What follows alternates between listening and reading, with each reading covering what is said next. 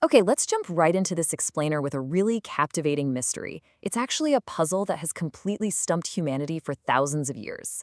It sits right at the center of your everyday life, and yet it's so massive that it connects ancient philosophy, cutting-edge neuroscience, and even quantum physics. Today, we're going to explore the ultimate puzzle. We're going to explore the mystery of your own mind. I want you to take a deep, calming breath and just think about this for a second. When you say the word I, what exactly are you pointing to? Are you simply just a physical body? Are you just the squishy gray brain sitting inside your skull? Or is there something else, like a completely separate you that is somehow sitting inside that body, actually having the experience of life? Just pause and really let that question sink in. Section 1. Mind and Body Divided. To try and answer this mystery, let's start our journey way back in 17th century France. A pretty famous philosopher named René Descartes tried to solve this with an idea called Cartesian dualism.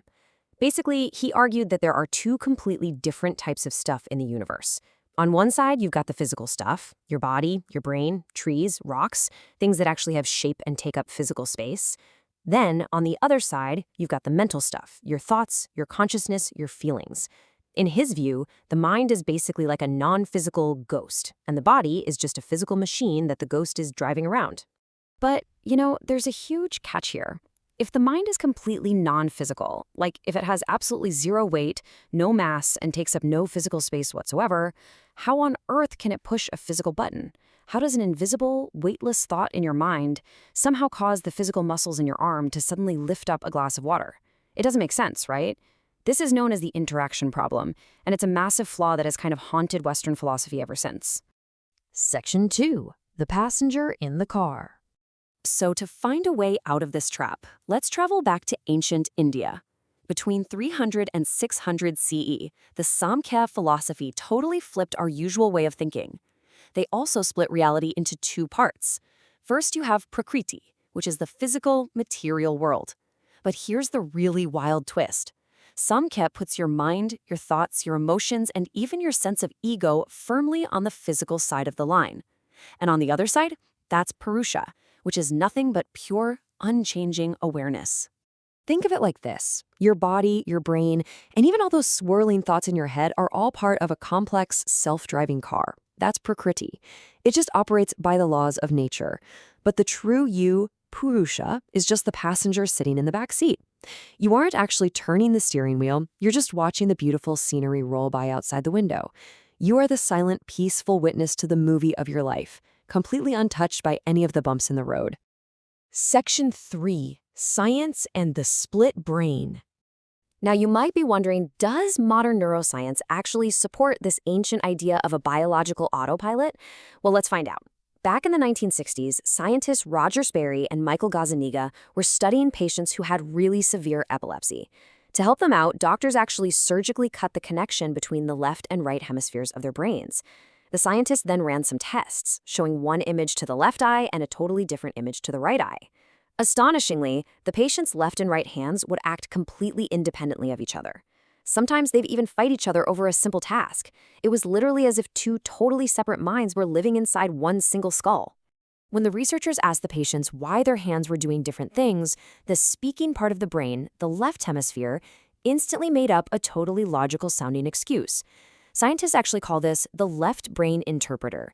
Your physical brain is basically just a biological storyteller. It watches your body do something automatically, and then fractions of a second later, it just fabricates a story to convince you that you chose to do it all along. And we see this incredible separation between the physical machine and the witness in some really rare medical cases too. In something called alien hand syndrome, a person's hand will literally start buttoning a shirt while their other hand tries to unbutton it. In another really famous case, a split brain patient had one brain hemisphere that fully believed in God, while the other hemisphere was an atheist. It just goes to show that our physical brains are these vast, complex machines capable of operating completely independently from our pure awareness. Section 4. You create the universe. So, if our minds and bodies are just biological machines running on autopilot, where does that leave our consciousness? Like, why is that silent passenger even there to begin with? Well, a famous theoretical physicist named John Archibald Wheeler studied the bizarre, totally weird world of quantum mechanics, where particles act like waves of possibility until they're actually looked at. He proposed this concept called the participatory universe. He suggested that consciousness isn't just some random accident, it's a fundamental requirement of the cosmos. Without an observer, without you, reality doesn't actually exist in a fixed state. It's just a blurry web of mathematical possibilities waiting to be rendered.